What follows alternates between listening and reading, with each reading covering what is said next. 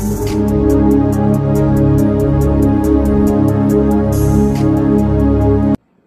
ప్రభువును మన రక్షకుడు అయిన యేసుక్రీస్తు ప్రభు అత్యున్నతమైన నామమున, అతి శ్రేష్టమైన నామమున, అతి ప్రభావం కలిగిన నామమున మీ అందరికీ వందనాలు. దేవునికి స్తోత్రాలు. కృప కలిగిన దేవుడు, దయగలిగిన తండ్రి, ప్రేమ కలిగిన ప్రభువు మనల్ని ప్రేమించి మరొక నూతన దినమును మన బ్రతుకుల్లో అనుగ్రహించినందుకు సమస్త మహిమ, ఘనత, ప్రభావములు యేసయ్యకే చెల్లును గాక. ఆ అద్వితీయ సత్య దేవుడు ఈ నూతన దినములో మనందరికీ అనుగ్రహించిన దేవుని యొక్క వాగ్దానము, కృపావార్త. ఇర్మియా గ్రంథము 33వ అధ్యాయము 9వ వచనం. భూజనులందరి ఎదుట వారు నాకిష్టమైన పేరుగాను, స్తోత్ర కారణముగాను, ఘనతకు ఆస్పదముగాను ఉందురు. నేను వారికి చేయు సకల ఉపకారములను గూర్చిన వర్తమానమును జనులు విని, నేను వారికి కలుగ చేయు సమస్త క్షేమమును బట్టియు, సమస్తమైన మేలులను బట్టియు భయపడుచు దిగులు నొందుదురు. దేవునికి స్తోత్రం కలుగునుగాక, దేవునికి మహిమ కలుగునుగాక. ప్రభునందు ప్రియమైన దేవుని ప్రజలారా, దేవుడు మనకి ఈ దినాన్ని ఇచ్చిన వాగ్దానం, స్తోత్ర కారణంగా, ఘనతకు ఆస్పదంగా మనల్ని చేస్తానని ఆయన వాగ్దానం చేస్తున్నారు. ఇది ఇర్మియా ప్రవక్త మాట్లాడిన ప్రవచన వాక్కు. ఈ 33వ అధ్యాయం తన ప్రజల కొరకు, తన ప్రజలను ఆశీర్వదిస్తూ వ్రాసిన వాక్యం. ఇజ్రాయేలు ప్రజలు దేవుని ఎదుట పాపం చేసి దేవుడు వారి మీదకి ఉగ్రతను పంపించినప్పుడు వారు బబులోను చెరకు, కల్దీల చెరకు వారు వెళ్ళిపోయారు. తర్వాత కనికరం కలిగిన దేవుడు, కృప కలిగిన దేవుడు, ప్రేమ కలిగిన తండ్రి వారిని ప్రేమించి వారి మీద జాలిపడి మరలా వారిని వారి దేశమునకు, యెరూషలేమునకు నడిపిస్తున్నప్పుడు దేవుని ప్రజల పట్ల దేవుడు ఏ ఆశీర్వాదాలను ఇస్తారో తెలియచేస్తూ వ్రాసిన మాటలు ఈ 33వ అధ్యాయంలో కోకొల్లలు. అందులో మాట ఈ మాట, స్తోత్ర కారణంగా, ఘనతకు ఆస్పదంగా నేను మిమ్మల్ని చేస్తాను.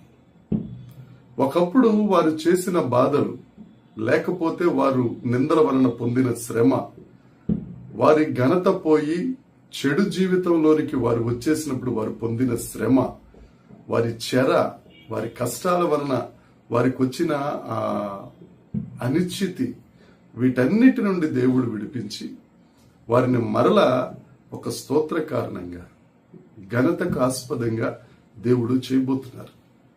ప్రియ సహోదరి, సహోదరుడా, నీ జీవితంలో కూడా నువ్వు దేని చేత ముట్టడి వేయబడ్డావో, ఏ శ్రమల చేత నువ్వు చిక్కిపోయావో, ఏ నిందల చేత నువ్వు అవమానించబడుతున్నావో, ఏ చెరలో నువ్వు ఉన్నావో, అది ఆర్థిక చెర కావచ్చు, ఆరోగ్యపరమైన చెర కావచ్చు, ఏ చెర అయినా గాని ఆ చెరలన్నిటిలో నుంచి దేవుడు విడిపించి నీకు తన కృపను చూపి, తన ప్రేమను విస్తరింపచేసి నిన్ను స్తోత్ర కారణంగా, దేవునికి ఘనతకు ఆస్పదంగా నిన్ను చేయబోతున్నారు.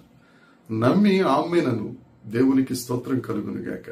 యేసుక్రీస్తు ప్రభువు ఈ భూలోకానికి వచ్చి పాపం వలన వచ్చిన శాపం, పాపం వల్ల వచ్చిన నింద, పాపం వల్ల వచ్చిన ఆ దౌర్భాగ్య పరిస్థితి, వాటన్నిటి నుంచి నిన్ను విడిపించడానికి ప్రాణత్యాగం చేసి నిన్ను ఆశీర్వదించాలని, నిన్ను స్తోత్ర కారణంగా చేయాలని, ఆయన ఘనతకు ఆస్పదంగా చేయాలని దేవుడు ఆశపడుతున్నారు. నువ్వు ఆయన వైపు చూస్తే, నువ్వు ఆయనను ఒప్పుకుంటే చాలు, నిన్ను ఆయన ఒక స్తోత్ర కారణంగా, ఘనతకు ఆస్పదంగా చేస్తారు. అంతేకాదు, ఆ దేవుడు చెప్తున్నాడు, సమస్త క్షేమమును బట్టి, సమస్తమైన మేలును బట్టి ఇతరులు చూచి నిన్ను, దేవుడు నిన్ను ఆశీర్వదించారని చెప్తూ భయపడేటట్లుగా దేవుడు చేయబోతున్నారు. నీకు సమస్త క్షేమాన్ని ఇస్తానని, నీకు సమస్త మేలును చేస్తానని దేవుడు వాగ్దానం చేస్తున్నారు. నిశ్చయముగా ఈ వాగ్దానం మీ జీవితంలో నెరవేరునుగాక.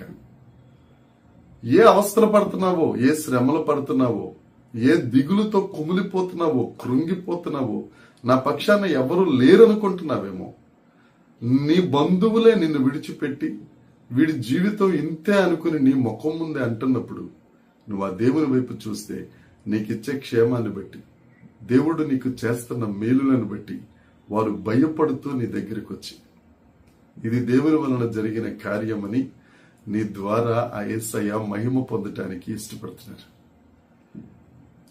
నువ్వు ఆయన వైపు చూస్తే చాలు. ఆయన పాదాల చెంతకు చేరి నీవే దిక్కు ప్రభువా, నీవు నాకు శరణం. దేవా, నీవు స్తోత్ర కారణంగా ఘనతకు ఆస్పదంగా సమస్త క్షేమమును నాకు దయచేయి, మేలులతో నింపు ప్రభు అంటే నిన్ను ఆశీర్వదించడానికి ఆయన సిద్ధంగా ఉన్నారు.